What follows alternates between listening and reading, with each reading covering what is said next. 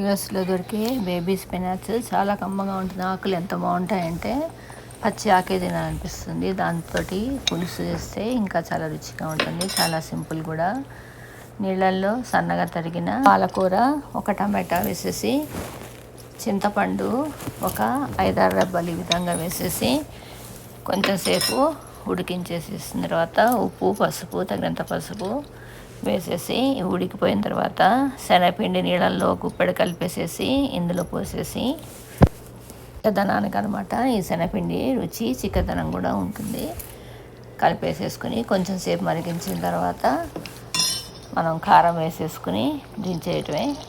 ఇందులో నూనె, మెంతులు, ఆవాలు, ఇంగువ పోపు పెట్టేసేసుకుంటే చివరిగా ఈ కమ్మగా ఈ పులుసు చాలా బాగుంటుంది. చాలా తొందరగా కూడా అయిపోతుంది. కూర పులుసు రెడీ. ఈ స్పినాచ్ తోటి ఈ పులుసు చాలా బాగుంటుంది. ఇంకెందుకు ఆలస్యం, మీరు ట్రై చేయండి.